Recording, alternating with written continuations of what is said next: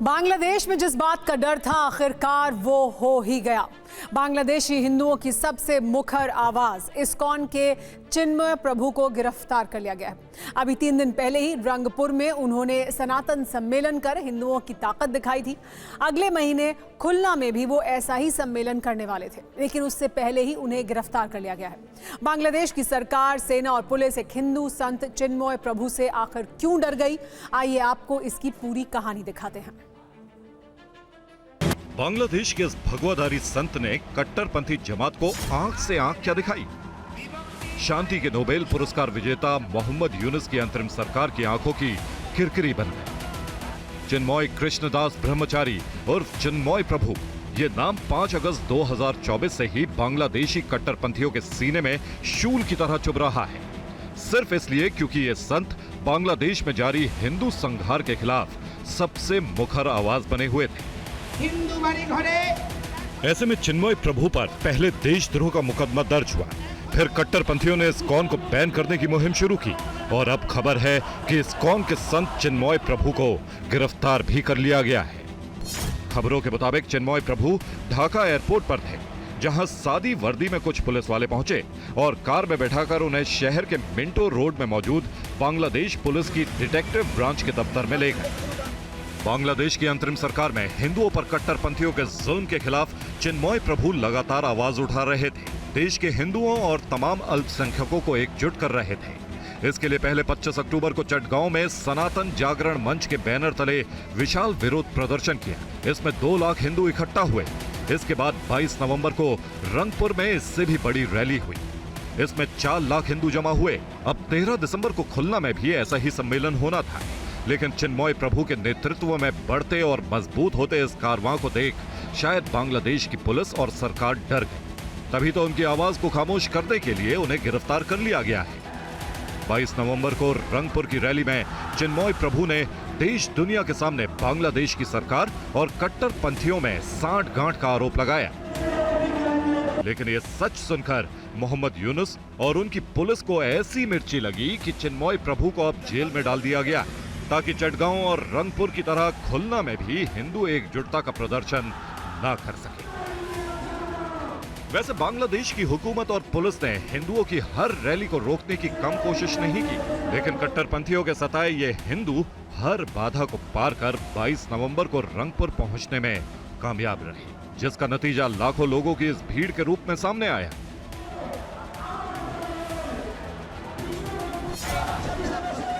बांग्लादेश में कट्टरपंथियों के आगे घुटने टेक चुकी पुलिस ने हिंदुओं को रंगपुर पहुंचने से रोकने की हजारों कोशिशें की,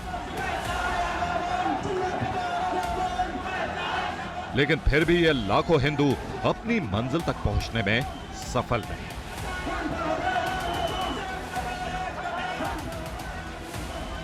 बाईस नवंबर को बांग्लादेश के अलग अलग इलाकों से हिंदुओं का जत्था बसों और कारों पर सवार होकर रंगपुर के लिए निकला, तो रास्ते में कट्टरपंथियों की भीड़ ने उनकी राह में रोड़ा डालने की भरपूर कोशिश की।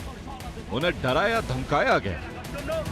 बांग्लार माटीते जन्मभूमिते मातृभूमिके निजेर सन्तान आमरा भूमिपुत्र आमादेरके उच्छेद करार जन्य तारा विभिन्न धरनेर षड्यंत्र करे जाच्छे। बस से उतरने को कहा और ऐसा नहीं करने पर बस में आग लगाने की धमकी दी।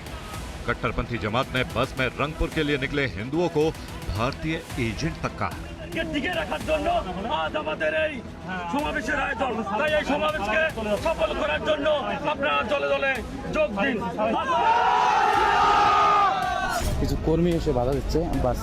कट्टरपंथियों की भीड़ ने ही नहीं, बांग्लादेश की पुलिस ने भी हिंदुओं के कारवां को रोकने की कोशिश की।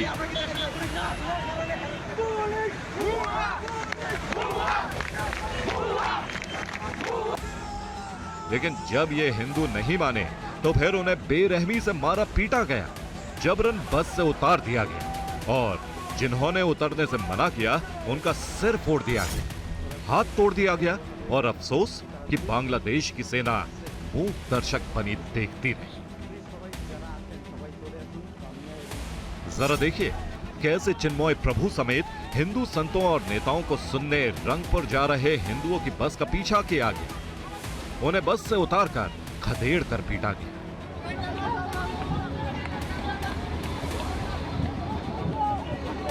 रंगपुर में सनातन सम्मेलन ना हो, इसके लिए बांग्लादेश की पुलिस ने हर हथकंडे अपनाए। पहले रंगपुर जिला स्कूल में रैली होनी थी, जिसे ऐन मौके पर महीगंज कॉलेज में ट्रांसफर कर दिया गया। और तो और चिन्मय प्रभु समेत तमाम हिंदू नेताओं को होटल वालों ने फौरन कमरा खाली करने का हुक्म तक जारी कर दिया। इन तमाम रुकावटों के बावजूद सनातन सम्मेलन हुआ, जिसमें उमड़ी भीड़ देखकर मोहम्मद यूनुस की अंतरिम सरकार में शामिल कट्टरपंथियों की आंखों की नींद उड़ गई। इससे पहले 25 अक्टूबर की यह तस्वीर भी शायद याद होगी आपको, जब बांग्लादेश के चटगांव का ऐतिहासिक लाल दीघी मैदान भगवा रंग में रंगा नजर आया। सनातन जागरण मंच के बैनर तले बांग्लादेशी हिंदुओं ने विशाल रैली निकाली। इसमें यूनुस सरकार से 8 मांगे की गई। हिंदुओं पर जारी अत्याचार पर अंकुश लगाने की अपील की गई। इन मांगों में शामिल थी हिंदुओं के खिलाफ अत्याचारों के मामलों में फौरन सुनवाई, मुकदमों की सुनवाई के लिए ट्रिब्यूनल का गठन, पीड़ितों को मुआवजा और पुनर्वास, अल्पसंख्यक संरक्षण अधिनियम और अल्पसंख्यक मामलों का मंत्रालय। लेकिन इन मांगों पर मिला क्या? तो मिला देशद्रोह का मुकदमा। क्योंकि चटगांव में सनातन जागरण मंच की रैली का नेतृत्व इस्कॉन के चिन्मय कृष्णदास जी ने किया था। ऐसे में उनके खिलाफ राजद्रोह का मुकदमा दर्ज करा दिया गया। आपको मालूम है बांग्लादेश में हिंदू संतों पर किसने देशद्रोह का मुकदमा दर्ज कराया? तो उस शख्स का नाम है फिरोज खान, जो कट्टरपंथी संगठन जमात-ए इस्लामी से जुड़ा है। फिरोज खान पर शेख हसीना के शासनकाल में बांग्लादेश में कई जगह पेट्रोल बम से हमले का आरोप है। फिरोज खान की शिकायत के मुताबिक चटगांव में 25 अक्टूबर को हिंदुओं ने बांग्लादेश के राष्ट्रीय झंडे का अपमान किया, उसके ऊपर भगवा ध्वज फहरा दिया। आरोपों के अनुसार सनातन जागरण मंच की रैली के दौरान कुछ लोगों ने न्यू मार्केट चौक के आजादी स्तंभ पर एक भगवा ध्वज फहराया, जिस पर आमी सनातनी लिखा हुआ था, जिसे बाद में कट्टरपंथियों ने उतार दिया। देशद्रोह का मुकदमा दर्ज होने के बाद ही चिन्मय प्रभु ने अपनी गिरफ्तारी का अंदेशा जताया था, जो अब सच साबित हुआ है। अब बांग्लादेश पुलिस की हिरासत में इस भगवाधारी के साथ कोई अनहोनी ना हो जाए, इसे लेकर उनके अनुयायी और समर्थक बेहद चिंतित हैं। Bureau report, TV9 Bharatvarsh. Bangladesh की अंतरिम सरकार के मुखिया मोहम्मद यूनुस हिंदुओं पर हमले को प्रोपेगेंडा बताते हैं, जबकि सच ये है कि 5 अगस्त के बाद से ही वहां हिंदू समेत तमाम अल्पसंख्यकों का जीना दुश्वार है। खासकर हिंदुओं की जिंदगी, घर, दुकान और मंदिर सब कुछ खतरे में है। हकीकत यह है कि बांग्लादेश पर नेशनल और इंटरनेशनल रिपोर्ट तक यूनुस के दावों को झुठला रहे हैं, बांग्लादेश का सच दुनिया के सामने ला रहे हैं।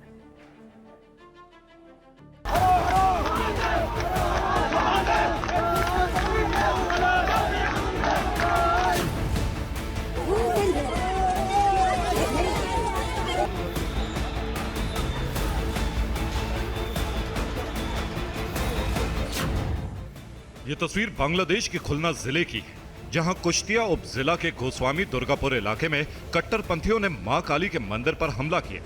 मंदिर में तोड़फोड़ की और देवी मां की मूर्ति भी तोड़ डाली।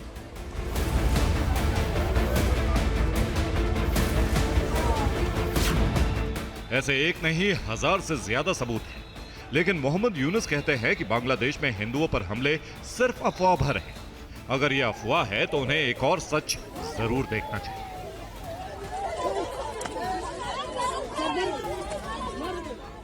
यह तस्वीर बांग्लादेश के नटोर जिले से आई है, जहां हिंदू कारोबारी उज्जवल कुमार मंडल पर जानलेवा हमला हुआ। उन्हें पीटने वाले बीएनपी के समर्थक थे। उज्जवल का गुनाह सिर्फ इतना था कि वो उस आवामी लीग के समर्थक थे जिसकी नेता शेख हसीना का तख्ता पलट हो चुका है, और अब उनके समर्थकों को चुन चुन कर निशाना बनाया जा रहा है। बीएनपी के लोग जब उज्जवल मंडल को बेरहमी से पीट रहे थे, तब उन्हें बचाने उनकी गर्भवती पत्नी और बुजुर्ग माता पिता आए, तो हमलावरों ने उन्हें भी नहीं बख्शा।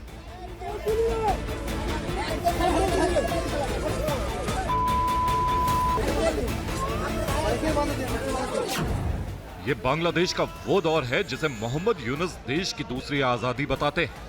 लेकिन इस दौर में एक अल्पसंख्यक हिंदू को सिर्फ इसलिए मारा जा रहा है क्योंकि वो शेख हसीना की पार्टी का समर्थक रहा है। अफसोस ये कि बांग्लादेश की पुलिस उसे बचाने की बजाय उन लोगों के साथ खड़ी है जो खुलेआम कानून से खेल रहे हैं। आलम यह है कि बांग्लादेश में सरेआम हिंदुओं का जबरन धर्म परिवर्तन कराया जा रहा है और जो इन अत्याचारों के खिलाफ आवाज उठा रहे हैं उन्हें देशद्रोह के आरोप में गिरफ्तार किया जा रहा है, जबकि अलकायदा से जुड़े अंसारुल्लाह बांग्ला टीम के मुफ्ती जसीमुद्दीन रहमानी जैसे आतंकी रिहाई के बाद जहर उगल रहे हैं। जो चिन्मय कृष्ण ब्रह्मचारी का नेतृत्व में जो हिंदुओं का जो आंदोलन हो रहा था बांग्लादेश में, आज उसका जो वो फेस थे हमारे ये चिन्मय कृष्ण ब्रह्मचारी। और इसी के लिए ये मालूम चल रहा है कि इसी के लिए, और ये बहुत स्वाभाविक है ये विश्वास करना कि इसी के लिए धमकाने के लिए और डराने के लिए और हिंदुओं का मुंह बंद करने के लिए आज बांग्लादेश पुलिस ब्रह्मचारी चिन्मय कृष्ण दास को आज उठा के अरेस्ट करके लेके गए। सच ये है कि बांग्लादेश में मोहम्मद यूनुस कट्टरपंथियों के मुखौटे की तरह काम कर रहे हैं, जिसकी तस्दीक ट्रांसपेरेंसी इंटरनेशनल जैसी वैश्विक संस्था भी कर चुकी है। ट्रांसपेरेंसी इंटरनेशनल की हालिया रिपोर्ट के मुताबिक बांग्लादेश में 5 अगस्त से 20 अगस्त के बीच सांप्रदायिक हिंसा की 2010 घटनाएं सामने आई। रिपोर्ट में ये आंकड़े बांग्लादेश हिंदू बौद्ध ईसाई एकता परिषद के हवाले से शामिल किए गए हैं। इस रिपोर्ट के मुताबिक बांग्लादेश में धर्म आधारित राजनीति का प्रभाव बढ़ा है। इसकी वजह से अक्टूबर में हिंदुओं ने हिंसा और डर के बीच दुर्गा पूजा मनाई। इस रिपोर्ट के अनुसार बांग्लादेश में कुछ लोग और समूह सत्ता का दुरुपयोग कर रहे हैं। ऐसे लोग और समूह गैर सांप्रदायिक और समान अधिकार आधारित बांग्लादेश के लक्ष्य में सबसे बड़ी रुकावट बन गए हैं। बढ़ती हिंसा की वजह से धार्मिक, जातीय और सांस्कृतिक विविधता पर खतरा पैदा हो गया है। ट्रांसपेरेंसी इंटरनेशनल की रिपोर्ट के मुताबिक बांग्लादेश के छात्रों ने शेख हसीना सरकार को उखाड़ फेंकने में बड़ी भूमिका निभाई, लेकिन उनमें सहिष्णुता की भारी कमी है। इस रिपोर्ट में मीडिया पर हमले को प्रेस की आजादी के लिए गंभीर खतरा बताया गया है। बांग्लादेश में हिंदू अल्पसंख्यकों की हिफाजत की अपील प्रधानमंत्री नरेंद्र मोदी और अमेरिका के नवनिर्वाचित राष्ट्रपति डोनाल्ड ट्रंप भी कर चुके हैं, लेकिन यूनुस हैं कि इस पर अमल करने की जगह सच को ही दबाने में जुटे हैं। ऐसे में सवाल ये कि बांग्लादेश के 1.25 करोड़ से ज्यादा हिंदू कैसे बचेंगे और इन्हें कौन बचाएगा? Bureau report, TV9 Bharatvarsh. परवाह देश की में बात चीन के उस डर की जिसने शी जिनपिंग की नींद उड़ा दी है। विस्तारवादी चीन का सबसे बड़ा सपना है। अपने इस सपने को पूरा करने के लिए चीन कुछ भी करना चाहता है, लेकिन चीन के विस्तारवाद पर ब्रेक लग गया है। चीन को सबसे बड़ा डर अमेरिका में अगले राष्ट्रपति बनने जा रहे डोनाल्ड ट्रंप की नई टीम से लग रहा है। आखिर ट्रंप की नई टीम से चीन के होश क्यों उड़ गए हैं? ट्रंप के भरोसेमंद एलन मस्क और विवेक रामास्वामी जैसे लोगों ने चीन की टेंशन कैसे बढ़ा दी है? आज परवाह देश की के इस हिस्से में चीन के उसी डर का पोस्टमार्टम आपको दिखाएंगे। देखिए ये स्पेशल रिपोर्ट।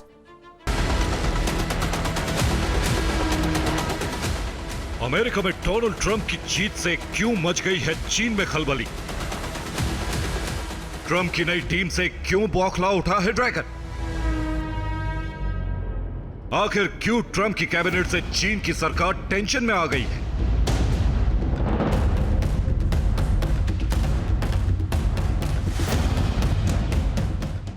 आखिर ट्रंप की नई टीम से किस बात को लेकर चीन डरा हुआ है?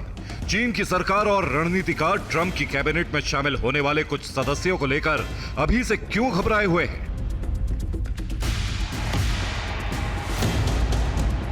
ट्रंप की नई टीम को लेकर ड्रैगन के डर का पोस्टमार्टम जब आपके सामने होगा तो आप देखेंगे कि ट्रंप की टीम कैसे चीन के लिए बड़ी परेशानी खड़ी करने वाली है। अमेरिका में प्रेसिडेंट का चुनाव जीतने के बाद डोनाल्ड ट्रंप ने अभी सत्ता भी नहीं संभाली है, लेकिन उससे पहले ही चीन में ट्रंप की कैबिनेट को लेकर हड़कंप मच गया है। चीन के रणनीतिकार जिनपिंग सरकार को ट्रंप की इस नई टीम से लगातार आगाह कर रहे हैं। अमेरिका में ट्रंप के सत्ता संभालने से पहले ही चीन की परेशानियां बढ़नी शुरू हो गई हैं। कहा जा रहा है कि जब ट्रंप सत्ता संभालेंगे तो चीन के लिए कई समस्याएं तो बढ़ेंगी ही, उसके साथ ही ट्रंप के नए डिपार्टमेंट से भी ड्रैगन को मुश्किलों का सामना करना होगा।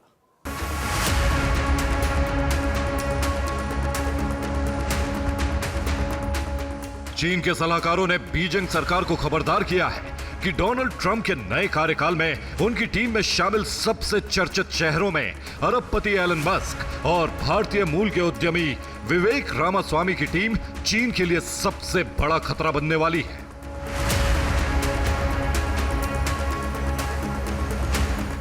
तो क्या अमेरिका के अगले राष्ट्रपति डोनाल्ड ट्रंप की नीतियां, रणनीतियां और योजनाएं चीन के लिए सबसे बड़ा खतरा बनने जा रही हैं?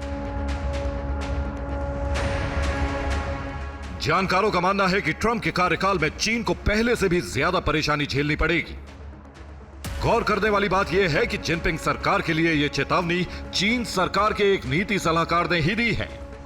चीन के नीति सलाहकार झेंग योंगनियान ने ट्रंप की नई टीम को लेकर चीन के लिए यह आशंकाएं जताई हैं।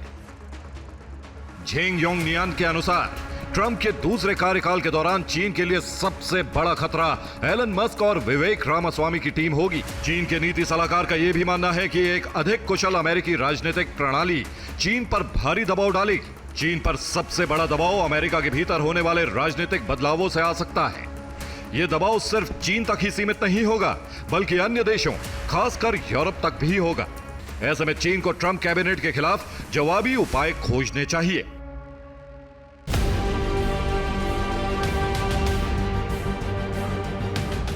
आपको बता दें कि ट्रंप ने एलन मस्क और विवेक रामास्वामी को एक नए सरकारी विभाग डोज यानी डेवलपमेंट ऑफ गवर्नमेंट एफिशिएंसी की अगुवाई करने के लिए नामित किया है। ट्रंप कैबिनेट में शामिल होने वाले इन दोनों सदस्यों ने पहले ही कई नियमों को खत्म करने और सरकारी कर्मचारियों की संख्या को कम करने की योजना बना ली है। चाइना को सबसे बड़ी चिंता यह है एलन मस्क और रामास्वामी की जो कमेटी है उससे, कि ये लोग दोनों मिलके जो रिफॉर्म लाएंगे अमेरिकन सरकार में, उसके चलते अमेरिकी सरकार यानी कि अमेरिका की फाइनेंशियल स्टेबिलिटी बेहतर हो जाएगी, जो कि चाइना चाहता है कि गड़बड़ाती रहे, स्टेबल कर देंगे ये लोग। और उसके अलावा अमेरिकी डॉलर को दुनिया की रिजर्व करेंसी के लिए भी ये स्ट्रेंथन कर देंगे, जबकि चाइना ये चाहता है कि अमेरिकी डॉलर कमजोर हो।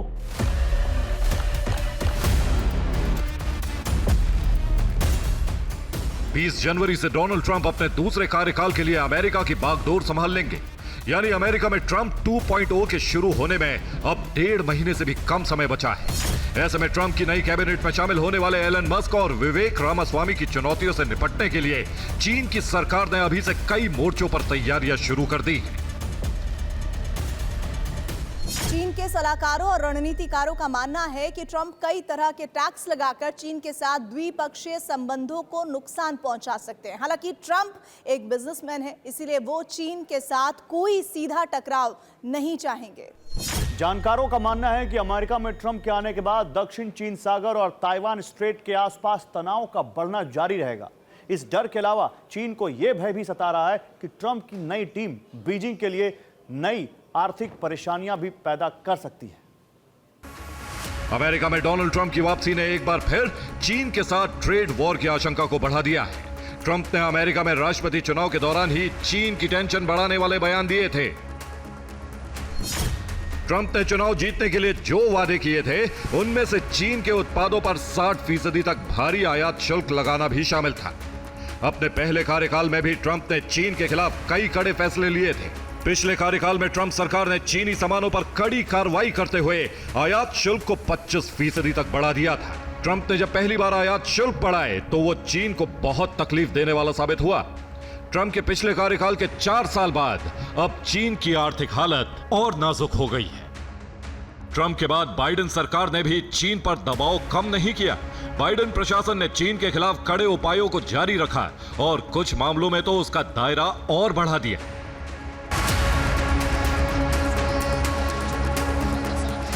जानकार मानते हैं कि ट्रंप ने चीन के उत्पादों पर नए शुल्क को लेकर जो कहा था, वो अपनी बात को इस बार और कड़े तरीके से बीजिंग के खिलाफ लागू करेंगे।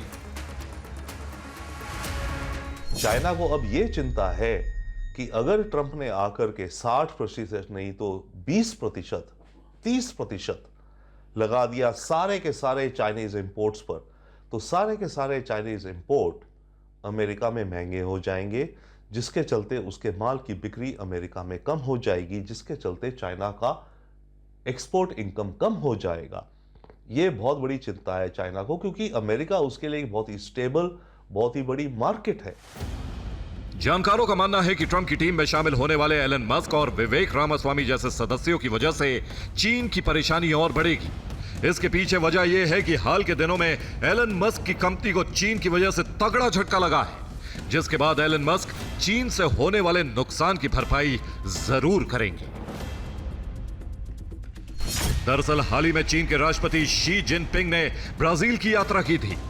इस दौरान ब्राजील और चीन की कंपनी ने एक समझौते पर हस्ताक्षर किया था। ब्राजील ने चीन के स्पेस सेल के साथ सैटेलाइट इंटरनेट सर्विस को लेकर समझौता किया था। स्पेस सेल एलन मस्क की कंपनी स्टारलिंक की सबसे बड़ी प्रतिद्वंदी है। ऐसे में ब्राजील और चीन के इस समझौते को एलन मस्क की कंपनी के लिए बड़ा नुकसान माना गया। अब यह माना जा रहा है कि ट्रंप के करीबी एलन मस्क चीन के खिलाफ तय होने वाली अमेरिकी नीतियों में बड़ी दखल देकर चीन से हिसाब बराबर कर सकते हैं। चीन को यह डर भी सता रहा है कि ट्रंप की नई टीम उसके हितों को हर तरह से नुकसान पहुंचाने की कोशिश करेगी। ट्रंप एक बहुत ही कैरिस्मेटिक स्ट्रॉन्ग लीडर है।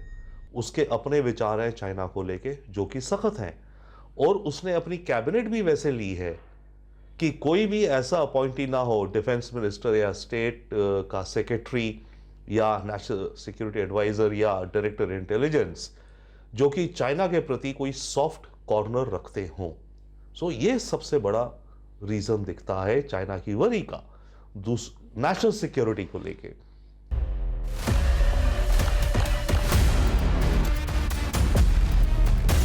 अमेरिका में ट्रंप की जीत के बाद चीन को टेक्नोलॉजी पावर हाउस में बदलने की जिनपिंग की योजना में बाधा पड़ने की भी आशंका है। इससे दुनिया की सबसे बड़ी दो अर्थव्यवस्थाओं के बीच तनाव बढ़ना तय है। ट्रंप ने अपने पिछले कार्यकाल में चीन के प्रति सख्त रुख अपनाया था। ट्रंप इस बार भी ताइवान और दक्षिण चीन सागर सहित कई दूसरे वैश्विक मोर्चों पर बीजिंग के खिलाफ कड़े कदम उठा सकते हैं। चीन को डर है कि ट्रंप ताइवान और साउथ चाइना सी को लेकर बीजिंग के खिलाफ पिछले कार्यकाल से भी अधिक सख्त रवैया अपनाएंगे। Bureau report, TV9 Bharatvarsh.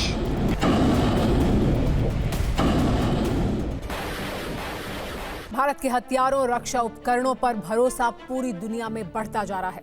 Bharat में बने हथियारों की ग्लोबल डिमांड भी खूब हो रही है। DRDO द्वारा विकसित स्वदेशी हथियारों में Pinaka multi barrel rocket launcher भी आत्मनिर्भर भारत की कामयाबी की इन्हीं कहानियों में से एक है। पिनाका की पहली खेप आर्मेनिया रवाना कर दी गई है। मेक इन इंडिया से कैसे आई रक्षा क्षेत्र में क्रांति, देखिए ये रिपोर्ट।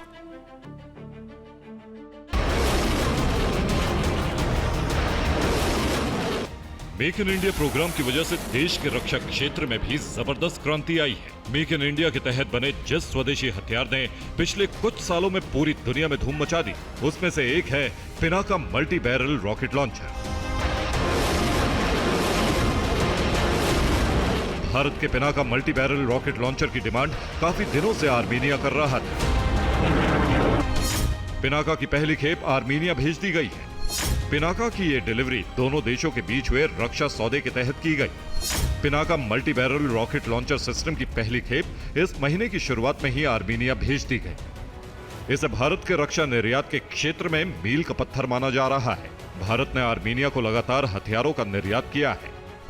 आर्मेनिया ने भारत से पिनाका के अलावा Akash anti aircraft system, howitzer, anti tank rocket, anti drone उपकरण और भारी मात्रा में गोला बारूद की खरीद की है। मौजूदा वित्तीय वर्ष की शुरुआत में आर्मेनिया ने भारत से कुल $600 मिलियन के हथियार खरीदे हैं। आर्मेनिया ने 2022 में पहले विदेशी खरीदार के तौर पर भारत को 15 आकाश मिसाइल सिस्टम का ऑर्डर दिया था। उसके बाद लगातार दोनों में रक्षा समझौते होते रहे। जिस तरह से भारत के multi barrel rocket launcher Pinaka का डंका पूरी दुनिया में बज रहा है, उसे देखते हुए अब फ्रांस ने भी इसमें दिलचस्पी दिखाई है। मेक इन इंडिया के तहत बने भारत के कई दूसरे हथियारों की मांग भी दुनिया भर में बढ़ रही है।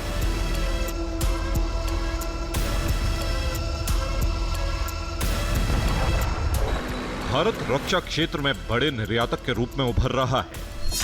भारत से हथियार और रक्षा उपकरण आयात करने वाले टॉप 3 देशों में आर्मीनिया के अलावा अमेरिका और फ्रांस भी शामिल है। भारतीय हथियारों का करीब 100 देशों में निर्यात हो रहा है। पिछले 10 सालों में रक्षा निर्यात में करीब 10 गुना वृद्धि हो चुकी है। मतलब भारतीय हथियारों पर दुनिया में भरोसा भी बढ़ रहा है और डिमांड भी। भारत पहले जिन देशों से हथियार और रक्षा उपकरण खरीदता था, अब वो देश भारत से रक्षा उपकरण खरीद रहे हैं। सूत्रों के मुताबिक भारत की सरकारी और निजी कंपनियां कई रेंज के हथियारों का निर्यात कर रही हैं। इसमें कई तरह के वेपन सिस्टम शामिल हैं, जैसे BrahMos supersonic missile, Akash missile, aircraft, artillery gun, radar, Pinaka rocket launcher system और कई तरह की अत्याधुनिक बख्तरबंद गाड़ियों का भी निर्यात किया जा रहा है।